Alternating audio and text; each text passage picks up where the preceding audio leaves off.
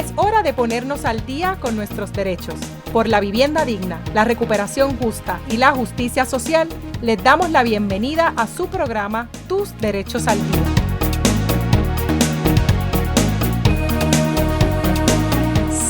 Cordiales, gente, una vez más estamos aquí en Tus Derechos al Día, este espacio auspiciado por Ayuda Legal Puerto Rico. Yo soy la licenciada Ariadna Michelle Godró, directora y fundadora de la organización, y estoy aquí junto a la licenciada Gloria Meléndez Mulero. Saludos. Saludos a todos y todas. Gloria y tenemos una invitada aquí. Saludos cordiales, preséntase. Saludos a todos, yo soy la licenciada Nayomi López Rivera y estoy en el programa de Alquiler es Digno y siempre es un placer estar aquí con ustedes. El programa de Alquiler es Digno te ayuda a Legal Puerto Rico. Esta formalidad con la que hemos empezado este espacio, yo creo que responde a la totalidad de las circunstancias en este mundo, que un poco nos están inclinando a el caos, a seguir hablando de las distintas amenazas que existen para los temas de derecho, a los temas de política pública, y un poco, ¿verdad?, que seguimos resbalando en la falta de gobernanza, ¿verdad? Una falta de gobernanza que se expande de aquí a allá. Pero hoy queríamos, de manera muy intencional y sin ignorar dos asuntos fundamentales que voy a tocar ahora, queríamos dedicarnos hoy al tema de vivienda, particularmente vivienda pública, porque es un tema que tiene una facilidad increíble de pasar debajo del radar, aunque la vivienda pública es el lugar idóneo donde los candidatos a las elecciones van a buscar no solamente firmas, endosos, a comprar el favor del pueblo, ¿verdad? Para decirlo así, sin ningún tipo de señalamiento o mácula de sospecha, y que la gente pueda llegar a sus propias conclusiones. Así que vamos a tocar hoy aquí el tema de la vivienda pública, pero antes quería señalar dos temas que quiero apuntar. Primero es que la situación de persecución y de represión y de criminalización de las comunidades inmigrantes sigue en Puerto Rico. El presidente Donald Trump ha dicho que va a establecer una cuota de 3,000, que ya estableció una cuota de 3,000 arrestos diarios en el caso de estados demócratas, ¿verdad? Reforzando esa estrategia anti-inmigrantes que ciertamente ha tenido unas consecuencias nefastas, no solamente en las familias que se están viendo separadas. Hemos visto los visuales de niños, de bebés, de infantes ser arrebatados del pecho de sus mamás. Literalmente esa separación de familias que no solamente existe a través de las pantallas de televisión o de los celulares, sino que se está trasladando y que se ha trasladado ya hace unos meses aquí con la complicidad del gobierno local. Y en ese mente, ¿verdad?, Ayuda Legal Puerto Rico reabrimos nosotras la línea de apoyo legal al inmigrante. Es un servicio gratuito y confidencial que se da todos los días de 8 a.m. a 12 del mediodía. La esperanza es poder expandirla, pero mientras tanto de 8 a.m. a 12 del mediodía ofrecemos orientación legal gratis, confidencial, nunca auspiciada, ¿verdad?, nunca financiada de ninguna manera por el gobierno local ni federal, a personas inmigrantes o a personas que conocen inmigrantes y que tienen preguntas legales que quieren hacer. Y hay un panel de abogadas y abogados de inmigración que Ayuda Legal Puerto Rico contrata de manera independiente y que ciertamente están ofreciendo ese apoyo legal gratis. La línea se puede accesar o se puede llamar a la línea a través del 787-434-7575, 434-7575. Además, esta semana va a estar saliendo en nuestras redes sociales, pueden estar buscando información sobre el derecho que tienen las personas inmigrantes a vivir en vivienda pública, que inmigrantes tienen derecho a vivir ahí, qué pasa si se encuentra un inmigrante indocumentado en vivienda pública, cuáles son los protocolos que se tienen que seguir, y ciertamente, ¿verdad?, esta información básica, porque el gobierno se ha cruzado de brazos, o más bien se ha metido las manos en los bolsillos, en las computadoras y los sistemas para buscar las listas de personas inmigrantes y entregarlas de manera muy gratuita. Es importante que hablemos de los derechos que tiene esa gente que vive ahí, porque tienen indudablemente derechos. Y otro tema que también quería visibilizar, ¿verdad?, es el tema de cómo el panorama internacional, obviamente las intervenciones de los Estados Unidos financiando no solamente parte del genocidio de Gaza, financiando a Israel, financiando también una guerra que le parece muy entretenida al presidente Donald Trump, está a punto o tiene la potencialidad de detonar en un evento de escala mucho mayor, y que ciertamente tendrá repercusiones para todo el planeta, y el planeta incluye a Puerto Rico, y no es solamente el aumento en el costo de la gasolina, ¿verdad? Así que tengo esos temas ahí, como esos dos temas, el de los inmigrantes y el de el conflicto armado, como dos temas importantes para tocar, sobre todo en tiempos en que la vulnerabilidad para comunidades, para espacios, para jurisdicciones como Puerto Rico, que son una colonia, que nos vemos cada vez más restringidos ante la amenaza de restricción de asistencia pública, pues son bien reales, ¿no? Dicho eso, pasamos al tema de la vivienda pública y vamos a contextualizar. La contextualización es esta. El gobierno de Puerto Rico pasó de manos del partido PNP al partido PNP. Sin embargo, ha habido una clara discrepancia entre lo que ha sido la administración, varias discrepancias de la administración de Pedro Pierluisi y de Jennifer González, que es pertinente para esta conversación solamente en tanto se presentó un informe del Comité de Transición diciendo pues el trabajo que habían hecho las distintas agencias, incluyendo el Departamento de la Vivienda. Ahí se dijo que se habían hecho X cosas en el caso de la vivienda pública, en el caso de sección 8. Algo ocurre que no sabemos qué es. Nueva gobernadora, nueva secretaria, Ciary Pérez Peña. Ciary Pérez Peña asume el mando de la agencia y en una de sus primeras apariciones de medios dice: la administración pasada no dio ni un solo voucher de sección 8. Y ahí empezó la puerca a entorchar el rabo. Y me parece importante, ¿verdad? Porque han pasado muchas cosas en vivienda pública desde que llegó Donald Trump. Donald Trump ha hablado en contra de la vivienda pública, ha dicho que la vivienda pública no debe durar más de 2 años para las distintas familias, que debe ser un sistema temporero, ha dicho que va a recortar el 40% de los fondos de HUD, ha dicho que le va a corresponder a los estados correr con los programas de asistencia pública y queremos tener más conversaciones, ¿verdad? Porque entre todo esto los desalojos en vivienda pública se siguen sumando y es un tema, de nuevo, del cual nadie quiere hablar y quiero que primero empecemos desde ahí. ¿Por qué no hablar del tema de vivienda pública? ¿Por qué esa resistencia? Yo creo que existe un concepto, una visión, ¿no? Que el tema de vivienda pública no me toca a mí porque yo no estoy ahí. También, por desgracia, la forma en la que se ha trabajado la vivienda pública desde, ¿verdad? Desde Puerto Rico, desde la visión, desde elementos de prejuicio, ¿no? Específicamente, ¿verdad? Discutiendo este elemento de que no es que esa persona está ahí porque quiere estar ahí, porque no echa para adelante, porque no trabaja. Entonces, esa visión lleva a cuando se traigan estos temas, atacar primero ese punto, pero ¿y por qué la persona no se sale entonces de la vivienda pública? Si realmente pues está en los problemas que está, ya sea pues por la ausencia de subsidio o por, ¿verdad?, la amenaza de la eliminación de los fondos federales. Y la respuesta es que la persona no puede irse. O sea, la gente no entiende que por la estructura gubernamental, ¿verdad?, que tenemos, y hasta por, ¿verdad?, la forma de Estado, es desde el reconocimiento de que existen personas que se encuentran incapacitadas, no porque no tengan trabajo, no porque no busquen los medios de hacerlo, es por la misma forma, ¿no?, de lo que es, como mencioné, la estructura gubernamental, que no pueden acceder a lo que sería una vivienda privada. Y eso, ¿verdad?, es un reconocimiento y hay expresiones, y lo traigo, ¿no?, que muchas veces Arianna menciona, que a mí me gusta mucho, que es que la vivienda pública no puede ser una dádiva, no es un regalo. Hay que tomarlo como un reconocimiento de las luchas que se han hecho, tanto desde las comunidades, como se han hecho, ¿verdad?, por las abogadas que los acompañan, de que realmente existen estas comunidades que necesitan un apoyo mayor. Entonces, es al final, ¿por qué las personas no quieren hablar de lo que es vivienda pública? Pues porque no quieren entrar a esos temas y reconocer quizás que hay personas que realmente necesitan esta ayuda y es mejor darle el código y decirle, no, es que tú escogiste estar ahí. Y eso es lo que puedo mencionar ahora.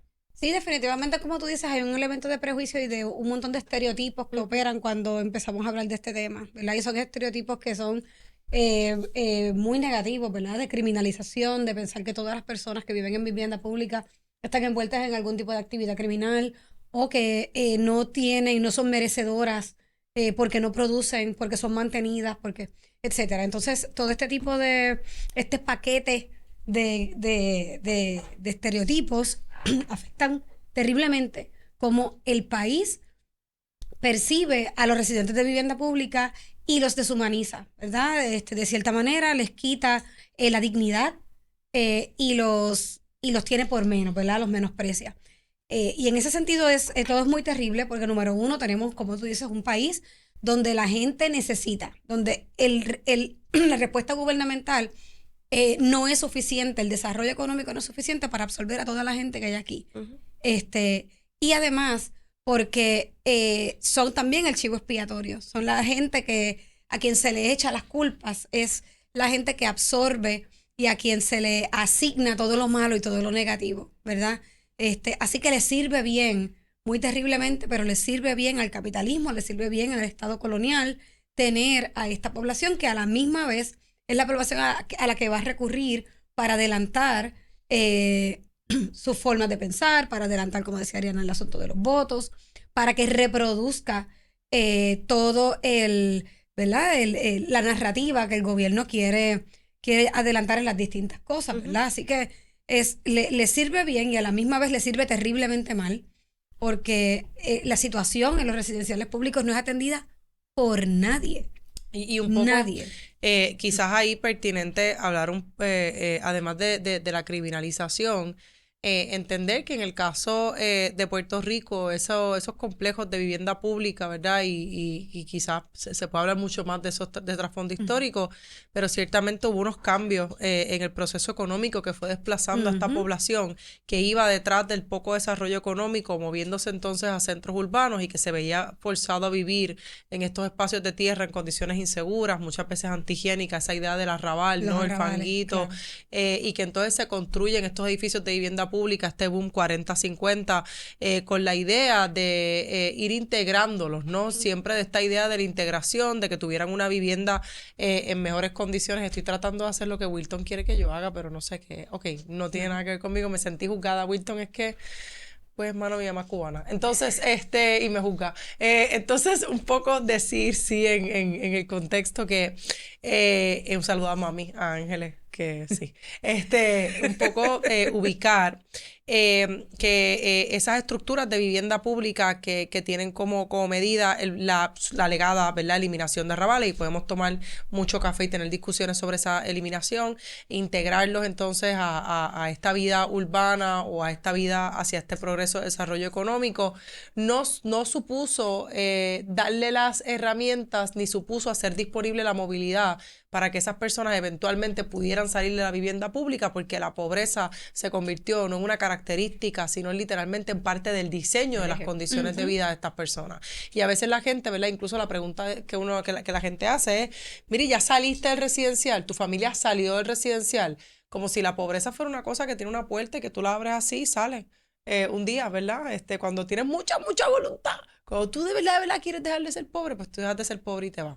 Y pues la vivienda pública, dentro de este sistema de dependencia, dentro de una cultura de colonial, literalmente promovió que sea más fácil salir de un residencial a una cárcel, de un residencial a una escuela graduada. Y eso no tiene que ver con que la gente del residencial sean criminales, es que el Estado se ha convertido ponerlos en posición de criminales, ¿no? Eso tiene que ver con un sistema de educación nefasto, desmantelado, lastimado, un sistema que no reconoce la movilidad, que promueve la criminalización, la estigmatización de esta gente. Pensemos en las políticas de mano dura de aquel Pedro Toledo, que en los 90 entraba con la fuerza de choque a los caseríos porque sí, el establecimiento de controles de acceso donde revisaban a la gente, ¿no? Y después lo que significó eso para temas de derecho constitucional. La idea de que esta gente no merecía vivir en condiciones de vida digna, piensen después fast forward, la criminalización de la gente que tenía una piscina en tiempos de sequía, pero nadie se metía al Hotel San Juan para preguntarle por qué la piscina estaba llena de agua, ¿no? Pero entonces en el caso de los caseríos, pues esta piscina en Lloren Torres debe ser la que provoca la sequía de Puerto Rico. O esta idea de que merecían más castigo, pues porque los puntos de droga, porque el narcotráfico, etcétera, etcétera, etcétera, etcétera, ¿no? Y después, incluso la caracterización de que son personas que tienen una pobre formación electoral, que votan según los favores que le dan, unas ideas, ¿verdad? Porque hay gente dentro de otros sectores muy pudientes que votan según los factores que le dan. Claro. Lo que pasa es que a ti no te obligan, ¿verdad? Para poder cambiarte la nevera, no existe un quid pro quo o un intercambio implícito de que si tú no pones el afiche del candidato no te van a cambiar la nevera. Así que todas estas cosas no se unen, y entonces el tema de vivienda pública en este cuatrenio ha sido muy particular por lo que dije de la administración Trump y sus políticas, y quizás podemos dar 2 o 3 ejemplos, quizás empezar hablando del reguero de datos que tiene ahora mismo el Departamento de la Vivienda Local y que hace que pobremente se pueda defender de cualquier señalamiento por parte del gobierno federal. Parecería que la respuesta, lo digo, ¿verdad?, desde la gestión que hemos hecho de Ayuda Legal Puerto Rico, es hacer distintas solicitudes de información. En lo que van de año hemos hecho varias. Y o recibimos la respuesta fuera de tiempo, o recibimos la respuesta media, o a la fecha no recibimos respuesta. Tenemos dos, ¿verdad?, que ahora mismo están corriendo. Y me recuerdo que internamente tuvimos esta discusión sobre esto. Es algo que nos está pasando a nosotros solamente, ¿qué está ocurriendo aquí? ¿Cuál es la respuesta? Pero después vemos, ¿verdad?, que existen también otros espacios, ya sea reporteros, como también otros licenciados, otras organizaciones, que también se están expresando de que no están recibiendo la respuesta a estas solicitudes de información. Recordando, ¿verdad?, que estas solicitudes de información es un derecho que provienen de ley, no es un regalo de nuevo que está dando el gobierno, no es, no, si quieres te la puedo dar. No, esto tiene, ¿verdad?, de nuevo, una obligación en ley. Hay que tomar todos esos elementos en consideración. La respuesta desde la administración, no necesariamente limitada, ¿verdad?, a lo que sería el Departamento de Vivienda Pública, fue trabajar lo que es el programa, creo que es en récord que se llama, ¿no? Que es, unas conferencias de prensa preseñaladas. Sí, preseñaladas, claro, para establecer y dar información a las personas, para mantener a la comunidad al día sobre lo que está pasando actualmente en el país. Pero es que yo tengo un derecho de solicitarte qué es lo que yo quiero saber al momento. O sea, esta capacidad que tú tienes de darme información no tiene como respuesta evitar esa obligación principal que tú tienes de contestar esta solicitud específica que yo te estoy haciendo. O sea, y eso es lo que hay que tomar en consideración. Entonces, ¿por qué esto afecta? ¿Por qué afecta la incapacidad de proveer datos? Porque se dan las respuestas que al momento se tienen. Y solamente pues para dar un ejemplo, lo que mencionó Ariadna. La respuesta sobre que no habían vouchers para el programa de sección 8, que no se habían repartido ninguno durante el programa del 2024. Luego, ¿verdad?, recibimos una respuesta distinta a la solicitud de información. Lo mismo ocurrió, ¿verdad?, actualmente con la respuesta de lo que es HOTMA, que quizás vamos a hablar un poquito más adelante de eso, los ingresos que se van a tener para las familias, ¿verdad?, en vivienda pública. La respuesta de la secretaria Ciary Peña fue, nos vamos a comunicar con HOT. Hicimos distintas gestiones para solicitar esas comunicaciones. No hemos recibido respuesta tampoco. Ante los inmigrantes, rápido la respuesta, vamos a hacer un protocolo para trabajar con los inmigrantes. Pues que se nos comparte el protocolo, o sea, que qué bueno que tienes gestiones pendientes que quieres trabajar, ¿verdad? Qué bueno para el país, necesitamos la respuesta. No es solamente prometer cosas, que se espera que se realicen esas gestiones y que se compartan. En el caso de sección 8, pensar en aquella vez que el Comité de Transición decía que había unos 470 vouchers, después apareció, cuando finalmente nos entregaron la lista, eran 700 y pico de vouchers, y después ella había dicho que solamente era uno, y entonces después nadie atendió ese desfase, y se había dicho que se abrieron entonces unas listas de espera, y es importante para la cuestión de transparencia cómo se manejan estos fondos federales, pero también porque me parece que hay mucha improvisación en el camino. Yo no sé si tú te has sentido que no la hay, y a la misma vez ha habido algo, ¿verdad?, donde hay una necesidad de que existan más líderes de vivienda pública que sientan las condiciones de poder participar y poder reclamar, porque sabemos que hay unos problemas recurrentes en vivienda pública, los temas de hongo negro, los desalojos que se hacen de manera ilegal, la falta de notificación, el trato que se le da a las personas adultas mayores o personas con movilidad funcional, el hecho de que aquí se presentan centenas de demandas sin razón, frívolas, por parte de abogadas y abogados solamente como expediciones de pesca para que la gente aparezca o para poder reclamar o hacer que las personas firmen sentencia por estipulación.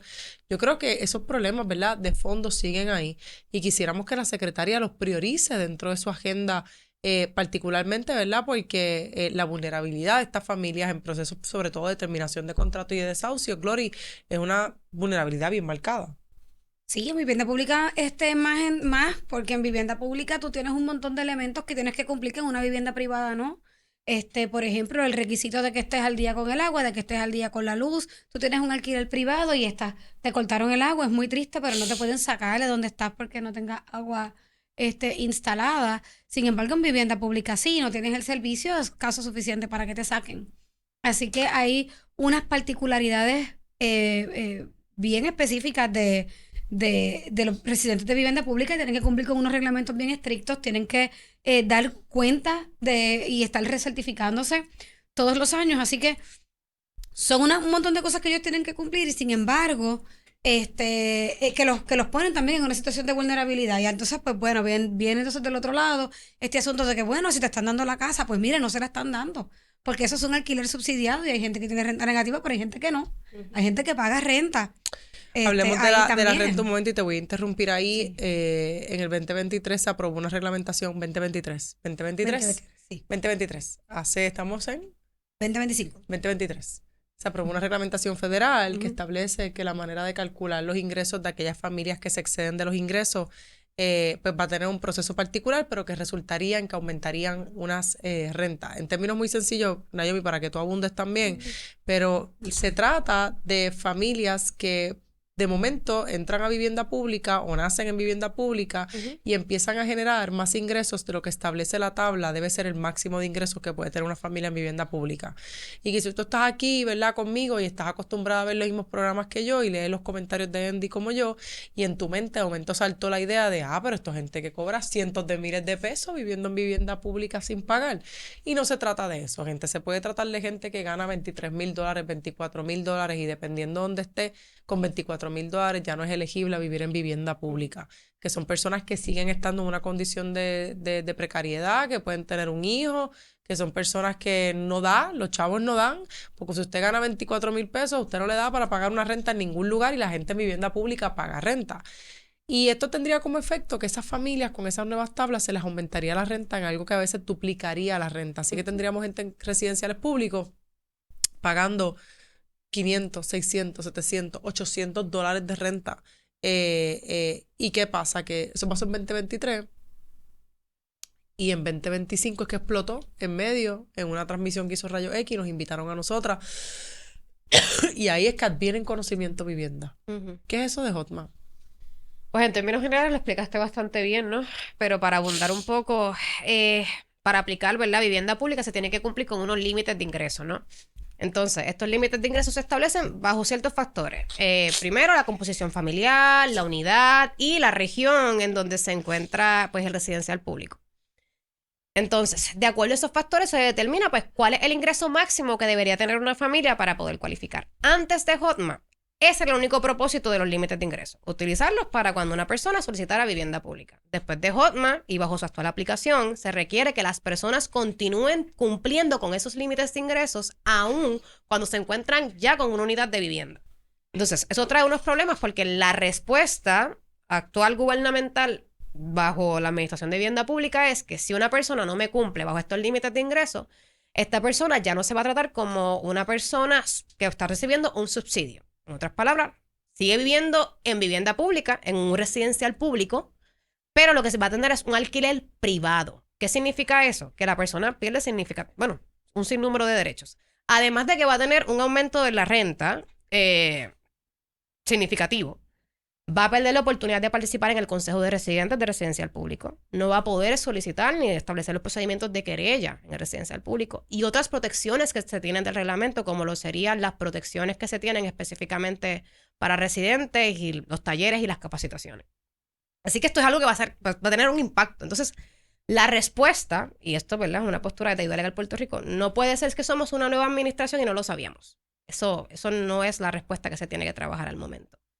Y nada, por encimita, ¿verdad? Eso es Hotma, para que entiendan el impacto que va a tener. ¿Cuál es la expectativa que tenemos de vivienda? Yo tenía una pregunta para Naomi, y un poco es, ¿cuánta gente se va a ver impactada? Claro, y nos encantaría proveer esa respuesta cuando nos conteste la solicitud de información que solicitamos. O sea que todavía no sabemos. ¿Cuándo la solicitamos? Personas. Esa la solicitamos a febrero, a principios de febrero. ¿Y cuánto tiempo te dice la ley? La ley te establece que tú tienes 10 días laborables, puedes pedir una extensión de 10 días laborables más. Y ese tiempo pues ha pasado significativamente. O sea que todavía no sabemos cuántas personas van a estar impactadas por esta reglamentación.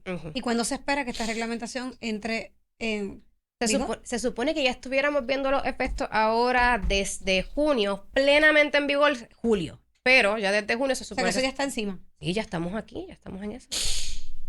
Glory, entonces, este aumento de renta, ¿no?, que estaría pasando ahora en verano es un tema que está pasando por desapercibido. Mientras tanto, la secretaria dijo que iba a poner una moratoria o que iban a paralizar, fue lo que dijo, los desahucios, y que se iba a enviar una carta interna. No hemos recibido ninguna de las dos cosas.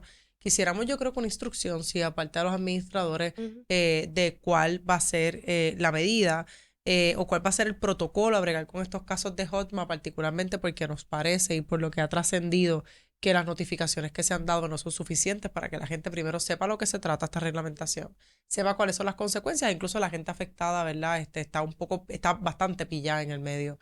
Y hablando de temas que no se ha contestado, trascendió en medios después de la entrega de los documentos de las licencias de conducir, y nos quedan muy pocos minutos, que la secretaria, que el Departamento de la Vivienda dijo en una de estas rondas también, que ellos tenían que si los federales pedían, ICE pedía los datos de inmigrantes en vivienda pública, ellos los iban a entregar, Ujú. porque ellos no se iban a oponer. Pero que estaban trabajando un protocolo. Así que Raudo y Veloz fuimos y Solicitamos que nos dieran, ¿verdad?, acceso, o por lo menos nos compartieran ese famoso protocolo. No hemos recibido respuesta. Para ser justo, el término está corriendo. Quizás nos sorprendan, no vamos a pelear aquí de más. Pero nada, si ese protocolo existe, solamente queremos que nos den acceso al mismo. Yo creo que hay una cuestión aquí, y de nuevo, problematizando un poco, ¿no? La decisión de política pública de compartir estos datos de estos inmigrantes se está respaldando de una noción de que no es que yo estoy cumpliendo con las leyes federales. Y hay que tomar eso con pinzas. Porque es que, aunque sí existe la ley federal, la forma en la que se está aplicando y la forma en la que se está ejecutando del Poder Ejecutivo, o hay otros estados que la están cuestionando. Entonces, la verdadera respuesta, o la verdad, ¿verdad? Lo que podemos decir que realmente la determinación que está estableciendo ahora mismo, ¿verdad? La gobernadora, Jennifer González, es que no se va a compartir, ¿verdad? Se va a compartir esa información, no como cuestión de, no es que yo estoy cumpliendo con las leyes federales, porque existe un elemento de discreción. Es que la decisión no es ejercer esa discreción en esta etapa del proceso. Y más con estos inmigrantes en vivienda pública. mientras tanto, yo creo que hay una obligación, ¿no? Y para ser justa, el tiempo no va a ser suficiente, pero de hablar de que aquellas personas inmigrantes, por el mero hecho de ser inmigrantes que viven en vivienda pública, no significa que están en una condición de ilegalidad. Las guías de vivienda pública, y esta es la importancia de pedir un protocolo, han establecido los reglamentos federales que existe lo que se conocen como familias mixtas. Sí, las familias mixtas, de acuerdo a la reglamentación federal, son aquellas familias en las cuales existe por lo menos un miembro elegible, entiéndase, un miembro que es ciudadano americano o que tiene un estatus migratorio regular, y que existen pues algún miembro o varios miembros que tienen un estatus migratorio irregular. Entonces, la respuesta de HOT ante la existencia de estas familias es que se les permite vivir en el residencial público, se les permite vivir en la unidad de la vivienda, condicionado a recibir lo que se llama una asistencia prorrateada, o vamos a ponerlo un poquito más simple, una asistencia parcial, en la cual se hace un cálculo general y se excluye de ese cálculo al miembro que, ¿verdad?, que no tiene esa estatus migratorio regular. Entonces, por encimita, ¿verdad? Esa es la noción, pero lo que es importante que entiendan sobre esto es que sí es posible y sí se permite que existan personas con un estatus migratorio irregular en vivienda pública si se cumple con esa definición que le mencioné sobre familia mixta. Ahora mismo, incluso la reglamentación provee para que aquella familia, y esta es la importancia de nuevo, ¿verdad? Porque cuando de momento el gobierno dice yo voy a entregar las listas, esto es donde vive la gente, o sea, aquí la gente está asediada, no hay un plan B. Si usted está en vivienda pública es porque la posibilidad de que usted tenga un plan B es muy reducida, ¿no? Y una de las cosas es que entonces esto crea la atmósfera de miedo donde el vecino chotea al vecino, de nuevo más criminalización en vivienda pública, vas a perder los fondos federales, si te cogen con una persona inmigrante vas a perder para siempre, ¿verdad? Y eso no es así. Incluso la reglamentación provee para aquellas familias que tienen a personas inmigrantes indocumentadas o que se determina que son personas que no están autorizadas para estar en los Estados Unidos o sus territorios, para darles un periodo, incluso un proceso particular para cómo se va a ver ese contrato y qué va a pasar. Lo que traigo es que la desinformación con vivienda un poco tiene el impacto de invisibilizar el problema de los residenciales públicos. ¿Qué es lo que vamos a hacer con las tarifas ajustadas? ¿Qué es lo que vamos a hacer todavía con los subsidios, ¿verdad?, que están bajo ataque por parte de la Junta de Control Fiscal? ¿Qué es lo que vamos a hacer con los complejos de vivienda pública que no se acaban de reparar, sea porque todavía tuvieron impactos de terremotos, porque tienen hongo negro, otras situaciones de infraestructura? ¿Qué es lo que vamos a hacer con agentes administradores que siguen violando los derechos de personas por razón de su movilidad, por razón de su edad? ¿Qué es lo que vamos a hacer ahora con este tema del aumento de renta? ¿Cuál va a ser la política? COVID renta, se perdió el dinero, que era aquel programa de incentivo, y cuando digo que se perdió es que sigue abierto el programa, pero esos chavos se votaron. Y lo más fácil que podía hacer vivienda pública es ofrecérselo a sus propios residentes en vez de estar demandándolos por deuda. Y ni para eso pudieron moverse. Así que lo que traigo es que estos temas, ¿no? Y se suma entonces la cuestión de los inmigrantes y se suma entonces un proceso que ha habido ahora también, ¿verdad?, de bregar con que no hay policía suficiente, con que cuando viene la policía entonces vienen estos términos. De momento la gobernadora llama al rey Charlie al comité de seguridad. Es decir, tenemos una tormenta perfecta para que este espacio que ha sido tan y tan invisibilizado se convierta en blanco, no solamente de violencia, sino en blanco de vulnerabilidad. Otra vez. Otra vez. Pero esta vez sin una red que salvaguarde, ¿verdad? De que vienen otros fondos federales. Y me parece que este tipo de conversación es importante porque desde Alquileres Dignos, y quiero que hables un poco, menciones rapidito, Glory, qué servicios se dan desde ayuda legal para personas con desahucio, pero hablar un poco, era importante traer este tema porque es un tema prioritario, es un tema importante, tan importante como el tema de la vivienda, porque como dijo al principio Nayomi decía, es que como usted quizás no vive ahí, pero la vivienda pública existe porque la posibilidad de que algo pase en la vida de nosotras y que usted requiera tener esa red de seguridad que es la vivienda pública, es literalmente un determinante de bienestar social, de salud social, de que usted, si pasa algo, usted no se queda en la calle. Y cuando tiramos a pérdida este tipo de cosas, pasa como cuando tiramos a pérdida el sistema de educación pública porque pensamos que con pagar la educación privada de mis hijos yo tenía suficiente. Y pues sucede, imagínese que no, que usted sufre las consecuencias, tenga sus hijos en escuela pública o no, de que tenga su hijo en colegio privado, quizá usted sufre las consecuencias de que en este país no hay un sistema de educación pública adecuado. Usted tiene un carro, a usted no le importaba la guagua, pero usted sufre las consecuencias de que en este país no haya transportación pública. ¿Por qué? Porque el sistema de asistencia pública, ese rol que tiene el gobierno de proveer esas cosas básicas, afectan a todas las personas en la sociedad, pero particularmente a estas que no tienen un plan B. Gloria. Definitivo.